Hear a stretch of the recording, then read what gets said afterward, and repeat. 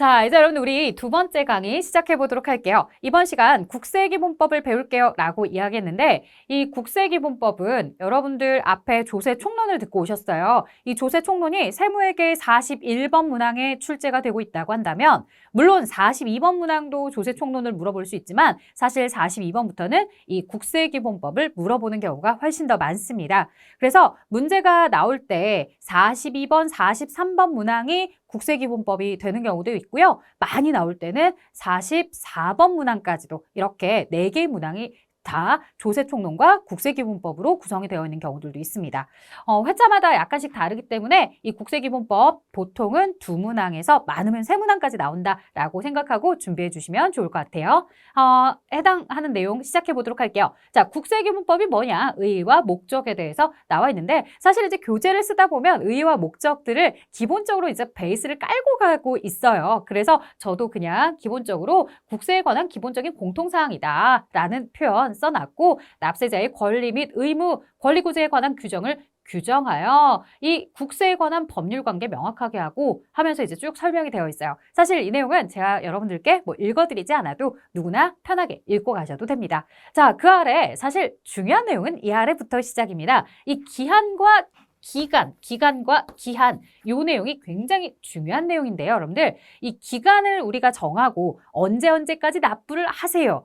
과세 기간이 어떻게 됩니다. 라고 이야기할 때 이 기간이라는 표현과 기한이라는 표현이 굉장히 중요하게 됩니다. 날짜 카운팅이기 때문에 어제까지였어? 아니면 오늘까지야? 이렇게 서로 논쟁이 생기지 않도록 하기 위해서 기간과 기한에 대한 규정을 두고 있는데요. 자, 기간이 무엇인지부터 한번 이야기해 볼게요. 기간이란 자, 1월 1일부터 12월 31일까지 이런 것들을 우리가 기간이다라고 이야기해주면 되겠죠? 그래서 어느 시점에서 어느 시점까지 시작하는 시점을 예를 들어서 1월 1일부터 12월 31일까지 이렇게 계속된 시간을 말합니다. 라고 이야기해줍니다. 자, 이런 게 이제 기간이겠고요. 기한은 뭘까요? 기한. 법률행위의 효력이 발생하거나 혹은 발생을 할 때도 기한이 나오겠고요. 소멸할 때도 기한이 나올 거예요. 언제부터 시작할 거야? 혹은 언제까지가 끝이야? 이렇게 얘기해 줄 때 나오고요. 자, 일정 시점의 채무 이행을 위해서 정해진 일정 시점 등을 말합니다. 라고 하는데 자, 요런 거 일정한 그 시점, 그 순간을 말한단 말이에요. 근데 이걸 가지고서 일정한 기간을 말합니다. 라고 이렇게 문제가 지문이 주어지는 거죠. 그러면 기간 아닌데 기간과 기한에서 기간은 다른 이 과정을 보여주는 거고 기한은 맺고 시작하고 맺고 끝나는 것에 우리가 기한이라는 걸 두는 건데 왜 여기 시점인데 기간이라는 표현이 나왔을까라고 하면서 틀린 문장을 여러분들이 설명을 보면서 골라주셨으면 합니다. 자, 이런 기간과 기한에 대한 기본적인 설명들을 물어보기도 하는 문제 같이 봐주시고요. 그럼 기간의 계산 방법부터 조금 더 자세하게 보도록 할게요. 이 세법에서 규정하는 기간의 계산은 국세기본법 또는 그 세법의 특별한 규정을 제외하고 즉 다시 말해 지금 우리가 배우게 되는 국세기본법에서 기간은 이렇게 정해주세요 라고 하거나 각각 특별한 법인세법, 부가가치세법, 소득세법에서 정하고 있는 그런 규정들을 만약에 있으면 그 규정을 따라가시면 되겠고요. 만약에 그것도 없으면 민법이라는 법률을 따라서 갑시다 라고 이야기하는 겁니다.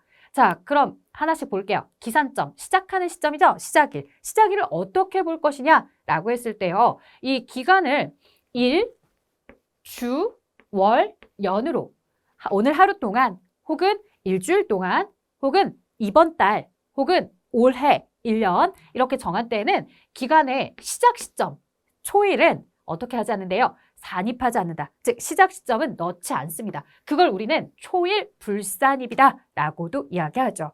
그래서 예를 들어서 뭐 12월 31일까지였다. 그럼 시작하는 시점은 1월 1일부터 시작하도록 이렇게 된다는 거예요. 그래서 12월 31일까지였다면 그 12월 31일 초일은 우리가 산입하지 않고 새로 시작되는 1월 1일부터 이렇게 가는 거죠. 자, 말일까지다 라고 하면 말일까지, 즉 그 달의 30일 혹은 31일까지 끝나고 나면 다음 달 1월 1일 혹은 뭐 4월 1일 이런 식으로 해서 시작하는 날짜, 초일은 요 말일을 제외하고 나머지 초일을 불산입하고 다음 날부터 날짜를 카운팅하고 있구나. 이렇게 이제 바라봐 주시면 좋을 것 같고요. 자, 그런데 만약에 그런 경우가 있어요. 1월 1일이라 하더라도요. 1월 1일 0시부터 시작을 하게 된 거예요.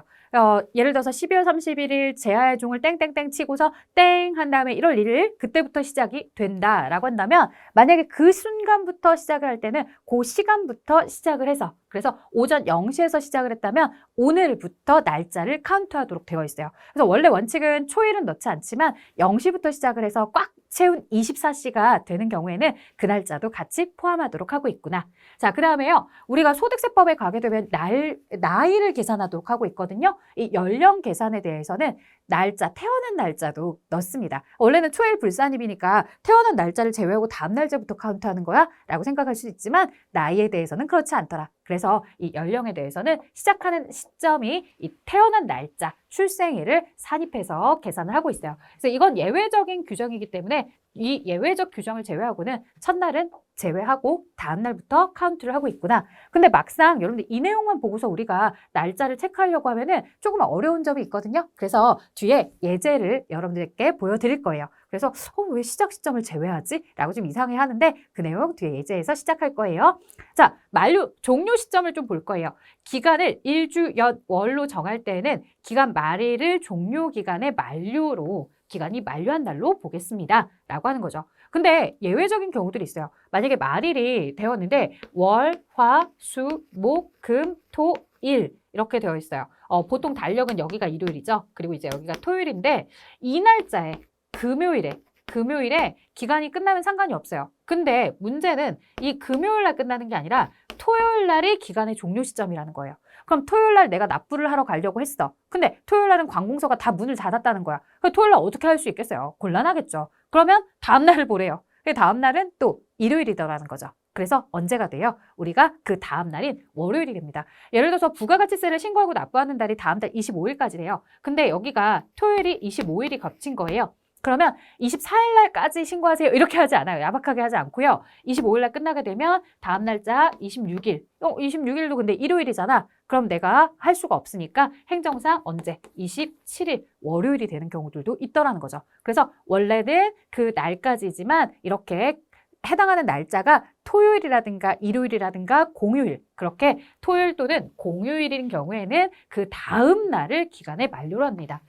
다음 날을 만료로 한다라고 하는데 자꾸 문장에 전일로 합니다라고 여러분들을 혼란을 줄 거예요. 그래서 전일로 하는 경우가 없더라라는 거 꼭 기억해 주세요. 제가 2022년 3월 26일 날 시험을 보고 왔어요. 보고 왔는데 이게 42번 문항에 나왔던 내용이에요. 근데 42번 문항에 보면서 문제를 딱 지문을 보니까 얘가 딱 눈에 띄어요. 왜냐면 이렇게 콤마가 들어가 있으니까 이 문장이 아무래도 눈에 띄더라고요. 그래서 봤는데 전일로 한다 이렇게 보는 거예요. 아, 이거 너무 쉽다. 나이스 하면서 제가 전일을 딱 체크를 했죠. 근데 나중에 검토를 했는데 뜨아했어요. 왜냐면 틀린 것을 고르시오가 아니라 올바른 것을 고르시오라는 문제였던 거죠. 그래서 뭐야 다시 봐야겠네 이렇게 해서 다시 문장을 살펴봤던 경험이 있습니다. 그래서 틀린 것을 고르세요라고 할 때는 전일로 자꾸 틀린 지문을 주고요. 올바른 것을 고르세요라고 여러분들께 물어볼 수도 있으니까 잘 주의해서 봐주셨으면 합니다.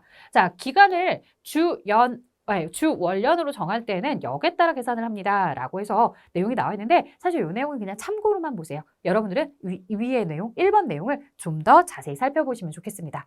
자, 기한의 특례다라고 해서 나와 있고요. 이 기한의 특례, 국세기본법 또는 세법에서 규정하는 기한이 공휴일, 토요일, 근로자의 날일 때는 언제? 그 다음 날을 기한으로 한대요. 우리가 앞에서 보신 거는요. 기간에 대한 내용이었잖아요.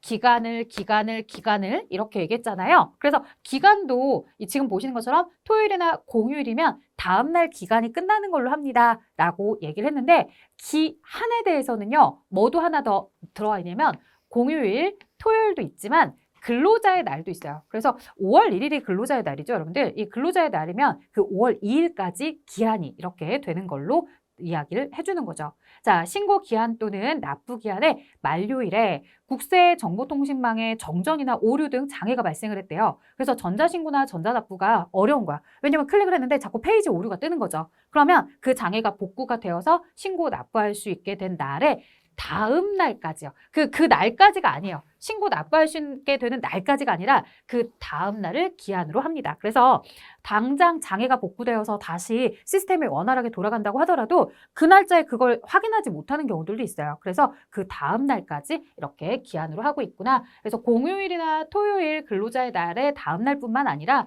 이렇게 시스템 전산 오류가 났을 때에도 다음 날까지 기한의 특례를 두고 있구나라고 봐주시면 됩니다. 자, 예제들 한번 볼게요. 사실은 앞에 기간과 기한에 대해서 보셨지만 예제를 보시면 조금 더 정리가 잘 돼요. 자, 세무관서는 세무조사 결과에 대해서 서면 통지하거나 과세할 내용을 미리 납세자에게 알려주고 그 통지에 따른 과세가 적법한지 여부에 대해서 납세자는 그 통지를 받은 날부터 30일 이내에 과세 전 적부심사, 과세 적부심을 청구하는 것을 과세 전 적부심사 제도라고 합니다. 라고 해서 이 과세 전 적부심사라는 얘기가 나오는데 사실 요거는 이제 국세기본법의 끝자락에서 굉장히 이제 또 중요하게 언급이 될 거예요. 무슨 얘기냐면 나라가 이제 나한테 세금을 부과하는데 내가 세금을 신고하고 납부하는 부분에 대해서 비과세라고 생각을 했던 부분이 분명히 존재를 했어요. 그래서 약간의 1,000만 원 정도에 대해서 이제 비과세로 신고를 했는데 아니 나라가 뭐라고 하냐면 그 부분은 과세할 거야 라고 이렇게 나에게 통지가 온다라는 거죠. 어떻게? 서면 통지하거나 아니면 내용을 미리 납세자에게 알려주는 거예요. 그랬을 때 과세라고? 이거 아닌 것 같은데 나 비과세라고 해석이 되는데 이거 비과세니까 이거 나라에다가 얘기를 해야 되겠는 거죠. 그래서 나라에 이야기를 해주기 위해서 이제 내가 나라에다가 이런 통지를 받았어. 내가 생각했을 때는 비과세인데 너네가 과세할 거라는 통지를 받았는데 아직 그렇다고 해서 고지서가 날라온 건 아니거든. 아직 나에게 세금을 납부하라고 날라온 건 아니지만 이런 통지를 받았을 때 너네 고지서 날리지 마. 날리기 전에 내가 진짜로 이게 맞는지 아닌지 너와 내가 좀 의견을 조율할 게 필요해. 라고 해서 내가 얘들한테 며칠 이내, 30일 이내에 이거 맞는지 좀 살펴봐 주세요. 라고 우리가 이야기하는 게 과세가 되기 전 이런 처분이 적법한지 봐주세요 라고 해서 심사를 해주세요 라고 하는 이런 걸 바로 과세 전 적부심사다 라고 표현을 합니다. 이런 과세 전 적부심사는 30일 이내에 합니다 라고 나와 있잖아요. 사실 이제 이 얘기를 하고 싶었어요. 과세 전 적부심사라는 개념보다는 요 30일 이내에 합니다 라고 하는 요 30일이라는 시간들에 대해서 기한을 주고 있잖아요. 그러면 만약에 이 통지를 우리 회사가 4월 16일 날 받았다라고 한다면 이 기한이 언제까지냐 라고 물어보는 내용이었어요. 여러분 어떻게 해야 될까요? 4월 16일 날 통지를 받았어요. 그럼 4월 16일부터 날짜를 셀까요? 자, 카운트할 때 뭐라 그랬어요? 초일 불산입이다 라고 했죠. 그렇기 때문에 4월 16일은 산입하지 않아요. 4월 17일부터 기산일이 시작이 되는 거예요. 이게 바로 이제 제가 초일 불산입이다 라고 이야기했던 거예요. 시작일은 16일 날 통지를 받았다고 해서 16일부터 시작하는 것이 아니라 17일부터 날짜를 세기 시작하며 이때부터 30일이다 라고 하는 시간을 정하시면 돼요. 그래서 끝나는 날에 대해서 이제 여러분들이 어떻게 여기다가 30이라는 숫자를 더해보시면 5월 16일 날 이렇게 끝나도록 되어 있습니다. 날짜가 2022년 5월 16일은 월요일이기 때문에 이 월요일에 대해서는 당연히 뭐 다음 날을 갈거나 그럴 필요는 없는 거겠죠. 자, 그래서 초일인 4월 16일을 제외하고는 4월 17일부터 집계합니다 라는 부연 설명도 같이 써드렸어요. 그래서 4월 16일까지 내가 과세 전적부 심사에 대해서 해주세요 라고 이렇게 청구를 할 수 있다라고 설명이 되어 있는 거죠. 자, 증여세란 하면서 이제 증여세에 대해서도 내용 설명이 되면서 요 3개월 이내 증여받은 날이 속한 달의 말일부터 3개월 이내에 신고 납부하도록 되어 있습니다. 라고 이야기가 나오고 있습니다. 자, 그럼 여러분들 우리가 이제 증여세는 누군가로부터 내가 물건을 받는 거, 공짜로 받는 걸 이제 증여받았다라고 하는데요. 공짜로 증여받다 하더라도 나는 나라에 세금을 내야 된다는 거죠. 세금 언제까지 낼 거야? 라고 했을 때 언제까지 내야 되냐면 요 증여받은 날이 속한 달의 말일부터 날짜를 카운트하는데 3개월 이내에 신고 납부하세요 라고 되어 있다는 거죠. 그러면 7월 15일 날 증여를 받았대요. 여러분들 언제까지 하셔야 돼요? 7월 15일까지면 그 말일이 7월 31일까지가 요 말일이에요. 그렇다고 해서 요 말일부터 시작한다고 해서 진짜 7월 31일부터 날짜를 카운트하는 건 아니고요. 초일 어떻게 한다고요? 초일 불산입이죠. 그래서 이날은 체크하지 않아요. 8월 1일부터 체크해요. 3개월 이내예요. 3개월 이내면은 끝나는 날짜가 8, 9, 10 해서 10월 31일 날 30일까지 이렇게 증여세에 대해서 신고 납부하도록 되어 있다는 얘기예요. 자, 지금 다시 한번 볼게요. 10월 31일까지 신고 납부한다라고 이제 정답이 쓰여져 있는데요. 내용 보시는 것처럼 8월 1일부터 날짜가 들어가고 있더라. 그래서 3개월이다라고 하는 시점에 대해서는 요 끝나는 날짜까지 진행을 하는 거죠. 그래서 8월 달에 대해서 시작을 해서 마지막 10월 31일까지요. 어디까지 가는 게 아니에요? 11월 1일까지 가는 게 아니에요. 11월 1일까지 가는 게 아니라 요 10월 31일까지 이렇게 끝이 나도록 되어 있습니다. 자, 그 다음에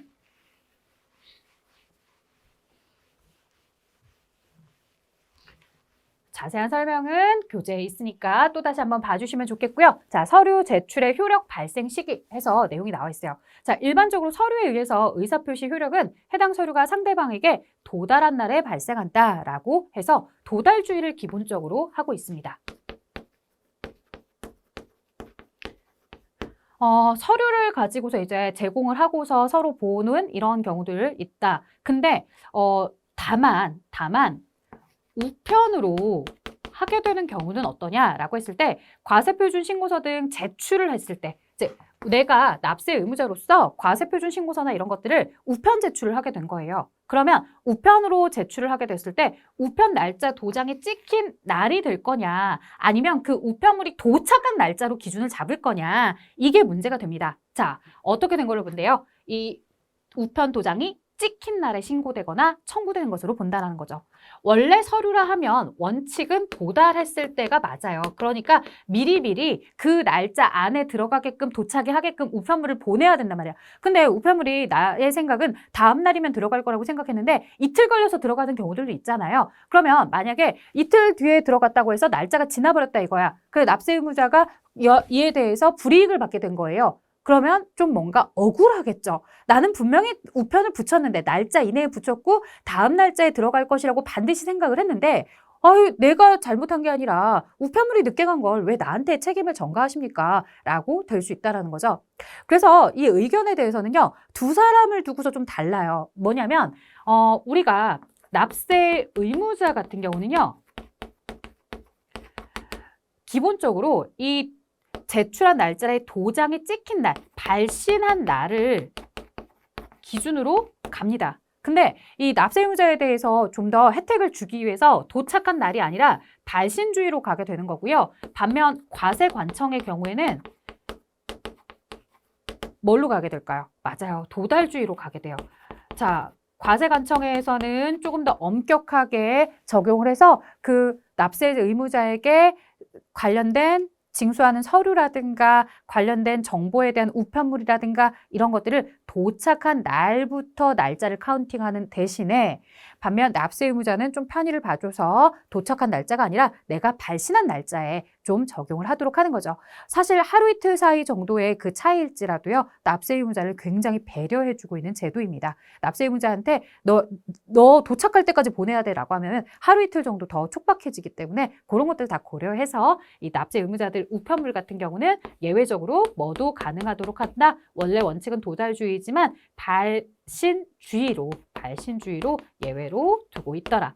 자, 그다음 또한 우편으로 불복 청구를 하는 때에도 불복 청구 기한까지 우편으로 제출한 청구서가 청구 기간을 경과해서 도달한 경우 기간의 만료일에 적법한 청구한 것으로 봅니다. 라고 해서 역시나 나라가 어떠한 징수에 대해서 세금에 대한 뭐 예를 들어서 재산세 고지서를 날렸다 아니면 자동차세 고지서를 날렸다 근데 과도하게 많이 잡힌 것 같아요. 이와 관련해서 나 이거 못 받아들이겠어 불복할 거야 라고 하는 그 기한에 대해서도요. 우편으로 제출한 불복 청구서가 제출 기한을 경과해서 도달을 할 때에도요. 그러니까 내가 제출은 일찍 했지만 우편물이다 보니까 늦게 도착할 수도 있다라고 하잖아요. 그러다 하더라도 그 기간 만료일에 적법하게 청구한 것으로 본다라는 거죠. 그러니까 여기도 역시나 뭘로 보지 않고 도달주의로 보지 않고 내가 발신한 날, 보낸 날을 기준으로 본다라는 거예요. 자, 그 다음에요. 우편으로 이렇게 신고를 할 수도 있지만 뭐를 하는 경우도 있을까요? 우리가 전자신고하는 경우도 있거든요. 자, 이 전자신고의 경우에는 과세표준신고서, 경정청구서 등을 국세정보통신망을 이용해서 제출하는 경우. 다시 말해, 여러분들이 뭐 홈택스나 이런 것들 이용해서 하는 경우들이 있잖아요. 자, 그러면요, 이걸 입력한 시점으로 보는 게 아니라 전송을 눌러야 돼요. 마지막에 내가 자료를 다 집어넣고서 제출하기 버튼까지 눌러주셔야 돼요. 그래서 이걸 전송이 된 때에 신고 청구된 것으로 봅니다. 라는 설명이 있었습니다.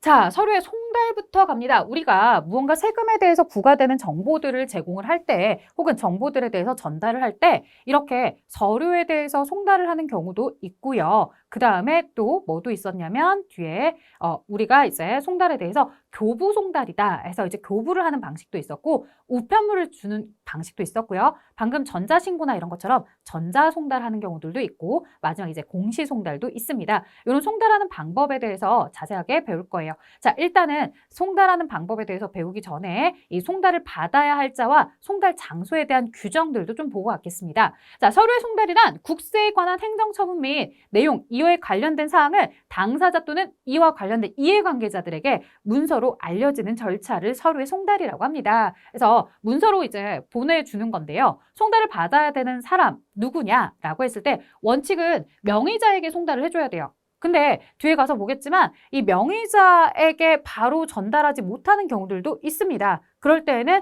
예외적으로 뭐가 될 수도 있냐면 교부 송달, 그다음 우편 송달의 경우 사용인이 받을 수 있고, 혹은 종업원이 받을 수도 있고요. 혹은 동거인으로서 이게 사리분별이 돼야 돼요. 사리분별이. 약간 금치산자라든가 아니면 한정치산자라든가 이러면 좀 곤란하고, 사리를 판별할 수 있는 자에게 송달이 되면 정상적으로 송달이 되었다라고 보는 거죠. 원래는 이제 본인한테 줘야 된다는 얘기야, 명의인. 그래서 본인한테 줘야 되겠지만 본인한테 주지 못했을 때 이 교부되는 내용이라든가 우편으로 되는 내용에 대해서는 사용인, 즉 직원이 받을 수도 있더라는 거죠. 그리고 나의 동거인이 서류를 대신해서 받아줄 수도 있더라는 거죠. 장소는 어디로 보느냐? 자, 서류는 명의의 주소, 그래서 본인의 자기 집 주소 혹은 영업소, 내가 사업소와 관련된 내용이라고 한다면 사업장, 그쪽 사업장에 송달을 해야 됩니다. 다만 송달 장소를 신고한 경우, 즉 내가 우리 집으로 주지 마시고요. 아니요, 우리 회사로 주지 마시고요. 저쪽 내가 주로 있는 곳은 부산이니까요. 부산 별장으로 주세요 라고 하거나, 아니면 어디 다른 지역으로 주세요 라고 얘기할 수 있다는 거죠. 그래서 이렇게 송달 장소를 신고한 경우에는 그 신고 장소로도 변경이 가능하다는 거죠. 그래서 그쪽에다가 송달을 해야 정상적으로 제공이 되었다라고 본다는 얘기예요.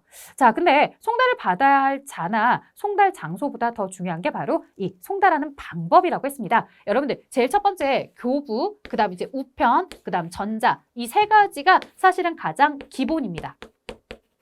이 중에서도 가장 많이 이루어지고 있는 건 여러분들 뭐예요? 집으로 우편물 진짜 많이 오죠. 사실은 뭐 이제 전자 송달도 하겠다라고 했지만 이게 편리한 건 알지만 사실 모두가 다 체크할 수는 없기 때문에 우편 송달이 아직도 많이 지배적으로 나와 있는 상태. 우리 집에 날라오는 우편물만 봐도 그렇다. 그렇죠? 자, 송달 장소에서 받아야 될 자에게 서류를 교부하는 방법이다라고 해서 이제 서류를 가지고서 그 사람은 어디 특정 장소에서 만나기로 했으면 그 특정 장소에서 그 서류를 건네주는 방식이거든요. 근데 사실 직접 만나서 이렇게 너 이만큼 세금이 나왔으니까 이걸 세금을 받으세요라고 혹은 내세요라고 이야기를 하는 게 쉽지는 않아요. 이렇게 세무 공무원들이 다들 바쁘신데 일일이 찾아가면서 교부하면서 할 수는 없어요. 그렇기 때문에 DM을 보내는 거죠. 우편을 보내는 거고, 만약에 그 방법 이외에도 우리가 전자로 할 수 있다고 한다면 이메일이라든가 홈택스라든가 이런 걸 통해서도 진행을 할 수 있도록 하는 거죠. 자, 근데 이 세 가지가 기본형인데 이 세 가지를 모두 다 할 수가 없어요. 어떻게 되느냐? 송달 받을 장소를 서로 협의한 적이 전혀 없어요. 그 다음에 우편물을 보내려면 주소지를 알아야 되는데 주소를 몰라요. 자, 그 다음에 전자송달을 하려면 이메일이라도 알아야 되는데 이메일 주소도 몰라요. 자, 다 몰라. 그럼 어떻게 해야 돼요? 공고문을 붙여야죠. 누구에게 이만큼의 세금이 체납이 되었습니다. 이만큼의 세금을 납부해 주십시오. 이런 식으로 공시를 해야 돼요. 그래서 공시송달은 사실은 마지막 최후 수단이에요. 그럼 여러분들 공시송달의 경우 딱 공고문 붙였다고 해서 그때부터 정보가 알림이 되었다라고 얘기할 수 있을까요? 그날까지가 모든 내용을 정보를 전달했다라고 우리가 과연 얘기할 수 있을까? 아니겠죠. 공고문을 붙여놓고서도 왔다 갔다 하면서 그들이 볼 수 있는 시간이라는 걸 정해주셔야 됩니다. 자, 그렇다면 그 시간은 어느 정도로 보고 있냐면 여기 보시는 것처럼 공고한 날로부터 14일이 지나면 서류가 송달된 걸로 봐요. 2주죠, 2주. 14일이 지나면 이 사람이 이제 저 내용에 대해서 인지했을 거야 라고 본다라는 거죠. 그래서 원래는 이제 서류에 대해서 직접 건네주는 교부 송달도 있고 우편물을 보내는 방법도 있고 이메일을 통해서 보내는 방법도 있겠지만 요 세 가지가 다 여의치 않을 때 공시 송달, 공시 공고문을 붙여서 우리가 우편물을 보내지 않아도 너에게 세금이 이만큼 있다라는 걸 알려줄 수 있다 이거죠. 근데 붙였다고 해서 끝나는 게 아니라 그날로부터 언제까지 14일이 지나야 송달된 것으로 보자는 거죠. 자, 그러면 나머지 교부나 우편이나 전자는 뭐겠어요? 보통은 도달주의로 송달 받아야 될 사람에게 도착할 때 효력이 발생한다고요. 그래서 납세 의무자 같은 경우에는 우리가 발신을 했을 때 그 날짜 도장이 우편 날짜는 도장이 찍힌 때 좀 예외적으로 열어주긴 하지만 나라 과세관청 입장에서는 반드시 그 사람 납세 의무자에게 도착했을 때 그 도달한 때로 도달주의로 이렇게 규정을 정하고 있구나라고 봐주시면 좋겠습니다. 자, 특수관계인에 대한 내용이 있습니다. 특수관계인이 누구냐라는 내용을 여러분들 규정을 잘 지으셔야 됩니다. 왜냐? 뒤에 이제 법인세법과 관련해서 특수관계인에 대해서 이렇게 우리가 업무부간 가지급금에 대해서 혹은 뭐 유가증권에 대한 거래, 저가 가격에 대해서 우리가 과세를 하겠습니다. 이런 규정들이 나오거든요. 그러면 여러분들이 문장을 읽을 때마다 특수관계인이 누구지? 라고 좀 의아해하는 경우들도 있고요. 실제로 이제 국세기본법 관련된 문제에서는 특수관계인은 어떤 사람을 특수관계인이라고 한다라고 문장 하나하나에 설명이 되어 있는 경우들이 있습니다. 그래서 여러분들이 좀 기억을 해주셔야 될 텐데요. 자, 다음 중 특수관계인이 아닌 사람을 고르시오. 이렇게 얘기할 수 있다는 거예요. 그러면 친족관계도 여러분 나의 가족들이죠. 가족들은 당연히 특수관계인이 될 거예요. 근데 문제는 뭐냐면 어디 범주까지를 가족으로 볼 것이냐라고 했을 때 나와 내 배우자, 나의 자녀, 나의 부모 혹은 나의 큰아버지, 나의 삼촌, 나의 사촌들 이런 사람들, 즉 육촌까지도 그들에 대해서 혈족에 대해서는 우리 모두 뭐 하고 있다라는 거예요? 특수 관계인으로 본다는 거죠. 즉 내 조카가 결혼을 해서 자녀를 낳았다라고 한다면 그런 자녀들까지도 우리가 모두 육촌 이내의 혈족으로서 특수관계인으로 결정을 하고 있습니다. 자, 인척.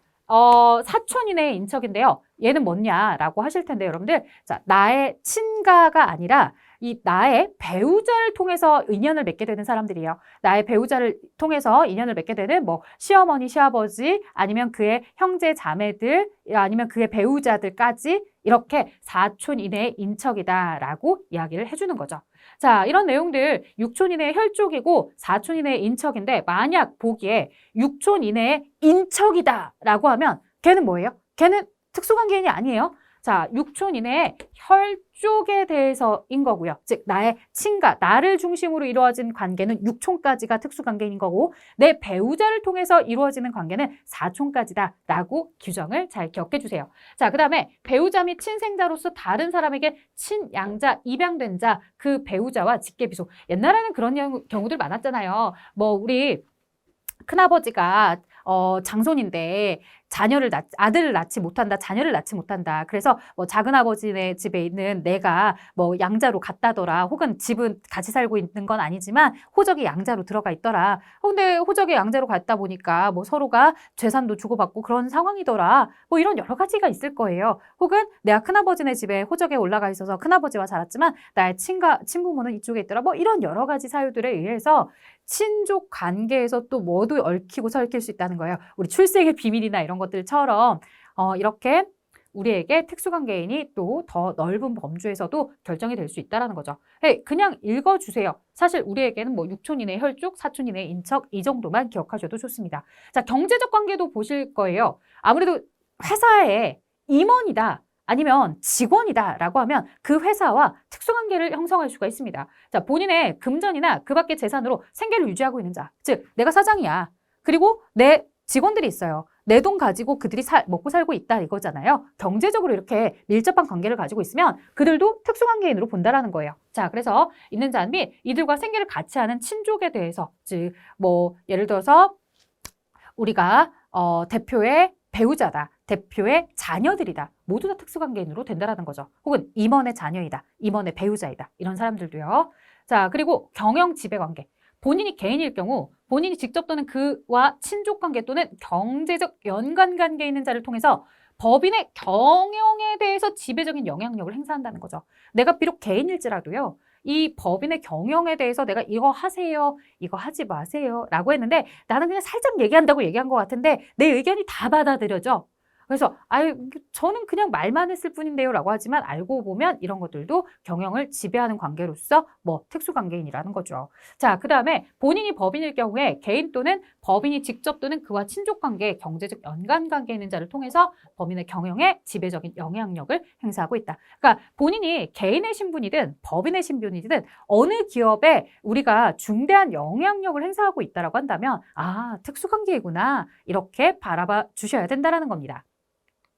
자, 이제 국세 부과의 원칙으로 넘어왔습니다. 자, 국세 부과 원칙이라는 게 뭐냐? 이미 성립한 납세 의무를 확정하는 과정에서 지켜져야 되는 원칙들입니다. 자, 이 지켜져야 되는 원칙에 대해서는 제일 첫 번째, 실질 과세의 원칙입니다.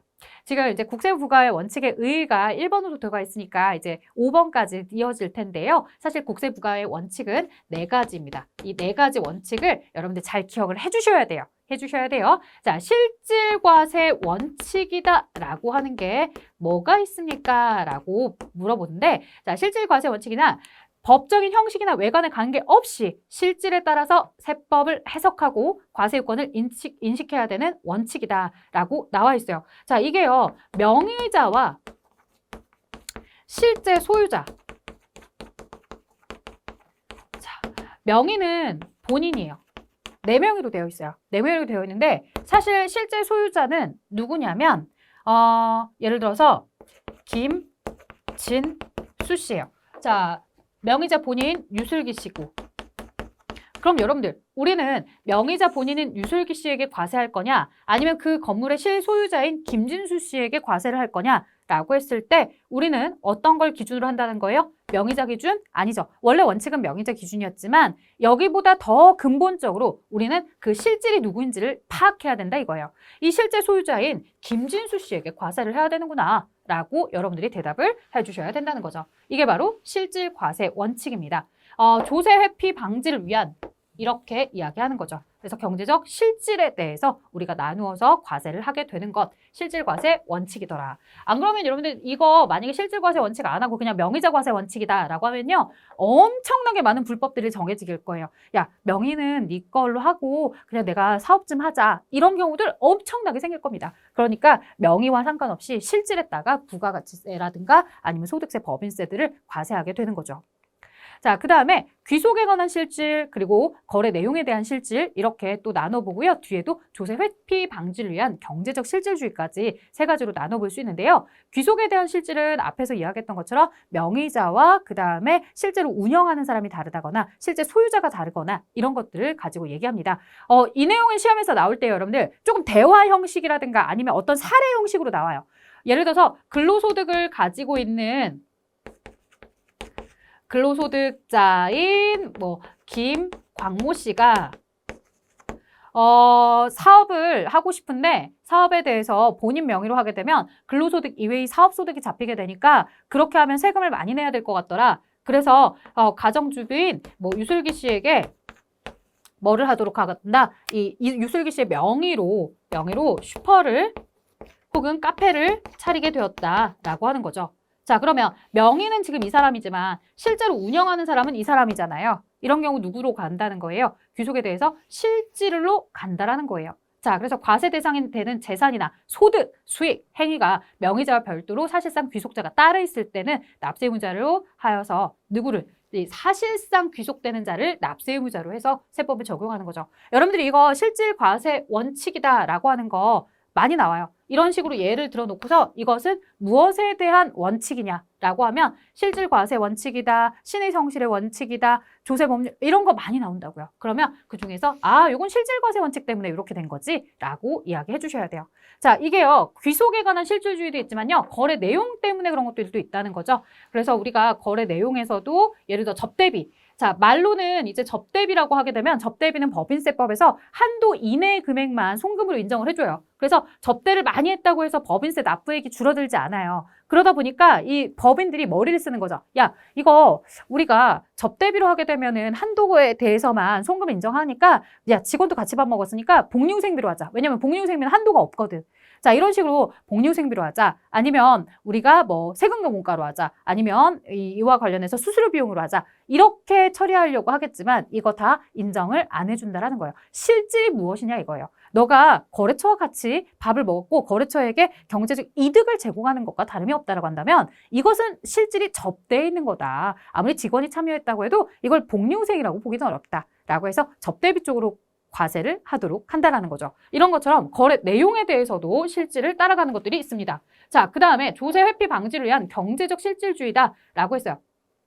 앞에서 이야기했던 것처럼 세금을 좀 줄여보자. 명의자를 다른 사람으로 놓는다거나 이런 거 안 되라는 거죠. 그래서 국세기본법 또는 세법의 혜택을 부당하게 받기 위한 것으로서 인정이 될 때는 당사자가 직접 거래한 것을 모아서 우리는 이와 관련된 과세를 하게 됩니다. 라고 합니다. 자, 그 다음 신의 성실의 원칙이요. 자, 두 번째 신의 성실 원칙. 근데 이거는 신의 성실의 원칙에서 이거 앞에서도 설명이 있었죠, 여러분들. 우리가 믿음을 가지고서 우리는 과세가 되어야 합니다라고 이야기했었어요. 과세 관청도 납세 의무자와 관련해서 당연히 그래서 세무공무원과 납세자 모두 다 우리 믿음에 의해서 과세가 이루어져야 되고요. 그 세금을 징수하는 데 있어서는 서로가 모두 다 성실하게 그 세금에 대한 징수액을 계산할 때 대충 대략적 계산을 하는 것이 아니라 늘 우리가 원칙에 맞춰서 똑바르게 계산을 해서 징수를 하고 그다음 납세자도 그런 방식으로 세금을 신고하고 납부하도록 이렇게 되어 있는 겁니다. 자, 그런데요. 이 세무 공무원이 직무를 수행할 때도 적용이 된다라고 하면서 신의 성실의 요건이 충족되기 위해서는 과세관청에 공적 견해의 표시가 있어야 됩니다라고 이야기를 합니다. 아무래도 이제 세무공무원이든 납세자든 세법을 지켜서 우리가 세금을 신고하고 납부하고 싶은데 이 납세자 입장에서는 지금 세법에 대한 내용이 명확하지가 않은 거야. 혹은 그 법조문을 봐도 어디에다가 해석을 하는지에 따라 좀 달라질 것 같은 의미가 달라질 것 같은 생각이 드는 거죠. 그래서 과세관청에다가 물어보는 겁니다. 나에게 이 세금이 지금 납부해야 되는 상황이 있는데 이거 의견 좀 줘봐. 이거 과세야? 아니면 이거 비과세야? 이렇게 이제 물어본다는 거죠. 근데 물어볼 때 굉장히 다양하게 질의를 합니다. 하나는 국세청 법규와의 서면 질의 회신, 즉 서면을 통해서 국세청 법규 쪽에다가 물어보는 거죠. 내가 지금 이걸 가지고서 이 항목을 과세로 해야 될지 비과세로 해야 될지 혹은 이번 연도의 소득으로 해야 될지 내년도의 소득으로 해야 될지 굉장히 모호한 상태이니까 이 부분에 대해서 나에게 답변을 주세요 라고 해서 서면으로 질의를 하고 서면으로 회시를 받으면 요거는 정당하게 법적으로 다 이루어지는 공적 견해로 본다라는 거예요. 자, 근데요. 만약에 이런 경우들 많아요. 사실 세무서 상담자한테 전화합니다. 거기 세무서죠? 저 이거 비과세요, 과세요? 그러면 제가 생각했을 때요. 납세 의무자님 혹은 고객님 혹은 뭐 누구 이러면서 이 부분에 대해서는 제 견해로는 과세가 될 것 같습니다. 혹은 제 견해로는 비과세가 될 것 같습니다. 이렇게 통화가 된다는 거죠. 그럼 그걸 가지고서 공적인 견해라고 볼 수 있겠느냐 이거예요. 그건 아니라는 거죠. 그 다음에 국세상담센터에 전화 안내도 마찬가지고요. 홈택스 사이트에다가 Q&A 게시글을 올리는 거예요. 이런 부분에 의해서 우리 회사가 지금 현재 이 부분을 과세로 할지 비과세로 할지 굉장히 헷갈리는 상황이더라. 국세청 너는 어떻게 생각하십니까? 홈택스 관리자 너는 어떻게 생각하세요? 이렇게 이제 물어본다는 거죠. 자, 이런 것까지는 뭐가 되지 않는다고요? 공적인 견해가 될 수 없다고요. 이 국세청 법규와 서면 질의 회신에 대해서 정도만 이 공적인 견해로 받아주셔야 됩니다. 자, 이렇게 신의 성실의 원칙에 따라서 우리가 과세관청이 납세자의 신뢰를 배반하지 않게 이렇게 해야 됩니다. 라고 하는 것뿐만 아니라 또 누구누구 납세자와 그리고 세무공무원 모두 다 의무를 지켜주셔야 됩니다. 라고 하는 것 그리고 그들의 공적 견해는 어디까지가 공적 견해인지 보았습니다. 자, 근거과세 원칙. 근거가 불충분한 과세를 방지하자는 거죠. 뭔가 근거가 있어야 돼요. 나한테 재산세를 과세하려면 내 재산이라는 게 명확한 근거가 있어야 된다는 거죠.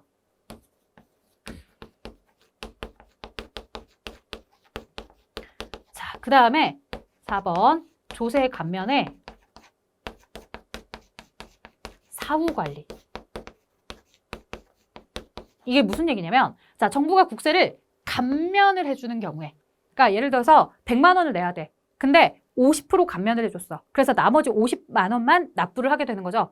감면의 취지를 성취하거나 국가 정책을 수행하기 위해서 필요하다고 인정이 되면 세법이 정하는 바에 따라서 감면의 세액에 해당하는 상당하는 자금 및 자산의 운용 범위를 정해줄 수 있다라고 하는 내용입니다. 그래서 이 조세 감면에 대해서도 단순하게 감면을 하는 게 아니라 계속해서 그 감면과 관련해서 목표를 달성을 잘 하고 있는지 아닌지 이런 부분에 혹은 어느 정도까지를 감면하도록 할 것인지 계속해서 관리가 필요하더라 이런 내용이에요. 자, 그러면 이제 우리에게 물어본다고요. 어떤 걸 물어본다고요? 우리 시험에서는 국세 부과 원칙의 종류가 아닌 것을 고르시오. 이렇게 물어보기도 합니다. 실질과세 원칙만 콕 찍어서 예제를 통해서 물어보기도 하고요. 신의성실 원칙에 대해서 납세자와 세무공무원 모두 다 의무를 이행한다라거나 아니면 공적 견해를 물어보기도 하겠지만 그 전에 앞서서 좀 더 토탈적으로 국세부과 원칙 4가지 중에 해당하지 않는 것을 고르시오. 이런 문제 심플하게도 굉장히 많이 나오고 있었습니다. 자, 이런 문제들을 우리가 이제 잘 풀기 위해서 이 4가지 원칙을 잘 기억해 주셔야 되는데요. 4가지 원칙만 있으면 사실 어려울 게 없었어요. 근데 뭐가 있다는 거예요? 이제 다시 세법을 적용할 때 원칙이 또 따로 나와요. 앞에 국세 부과 때 나라가 세금을 부과할 때의 원칙뿐만 아니라 내가 세법을 적용할 때의 원칙이 나오다 보니까 이걸 이제 막 뒤죽박죽 섞어 놓으면 뭐지? 얘 들어봤는데 이 들어봤는데 상태에서 끝나면 시험 문제 못 풀어요, 여러분들. 자, 들어봤는데 상태에서 끝나지 마시고요. 어떻게 가냐면 자, 실신근조 기억해 주세요. 자, 국세부과 원칙이다라고 하면 실신근조 이렇게 4개를 꼭 기억해 주세요. 자, 그러면 이제 국세 부과 원칙에 대한 4가지는 실신근조로 끝이 났고요. 우리 세법 적용 원칙으로 갈게요. 세법 적용의 원칙이란 세법을 해석하는 데 있어서 세법 규정의 의미를 명확하게 하고 구체적 사실이 법규와 일치되는지를 확인해서 법률 효과를 발생하게 하는 과정을 말한다. 간단히 세법 적용 원칙은 세법의 해석과 적용을 할 때 따라야 되는 기본적 원칙이다. 그러니까 내가 세금을 납부하려고 할 때 우리가 법 조문이 있을 거 아니에요. 그 법 조문을 어디까지 어떻게 해석을 할 거냐라고 하는 내용입니다. 그래서 그걸 어떻게 따라가야 되는지. 자, 제일 첫 번째, 납세자의 재산권에 부당하게 침해하지 마세요. 지금 저 사람이 재산이 좀 많은 재력가라고 해서 삼성가의 누구라고 해서 그 사람에 대해서만 특정하게 세금을 더 많이 걷어들이려고 일부러 법을 막 이렇게 바꾸거나 그러지 마세요. 그냥 있는 그대로 세법 법률에 적혀져 있는 그 조문 그대로 징수를 하셔야 됩니다. 라고 하는 거죠. 그래서 세법을 해석하고 적용을 할 때 과세 형평과 해당 조항의 한목적성에 비춰서 납세자의 재산권이 부당하게 침해되지 않도록 해야 되는 규정입니다. 기본적으로 조세는 국민의 재산권에 대해서 침해하는 성격을 가지고 있죠. 왜? 내 소득에 대해서 나라가 가져가잖아. 내 재산에 대해서 나라가 세금을 걷어들이겠다고 하잖아요. 따라서 조세 부과 징수는 반드시 법률에 의해서만 하셔야 됩니다. 어느 날 갑자기 저 건물이 좀 탐이 나는데 나라가 제 토지가 좀 탐이 나는데 라고 해서 갑자기 법을 바꾼다거나 혹은 그 사람에 대해서만 좀 더 가혹하게 세법을 적용하거나 그러지 않는다라는 거예요. 법 조문에 있는 그대로 모두에게 평등하게 주셔야 됩니다.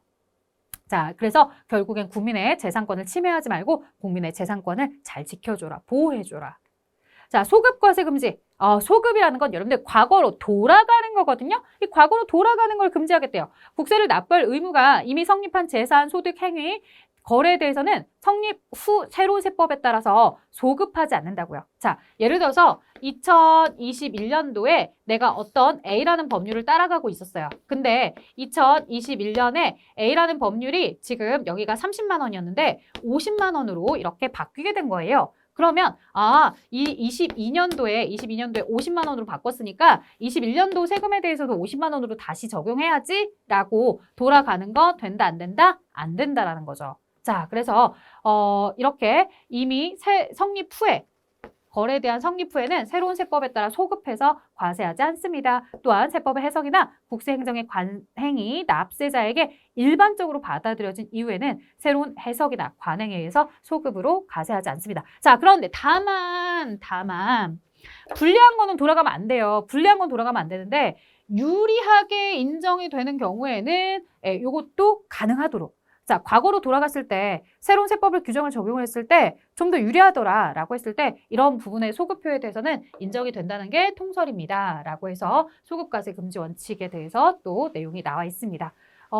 유리한 소급표에 대해서 안 된다라고 이렇게 지문이 나오는 경우가 있어서 유리한 소급표는 인정이 됩니다라고 이 예외적인 규정을 써드렸고요. 원래 원칙은 이렇게 소급해서 과세하지 않는 소급과세 금지 원칙이다라는 게 있다는 거죠.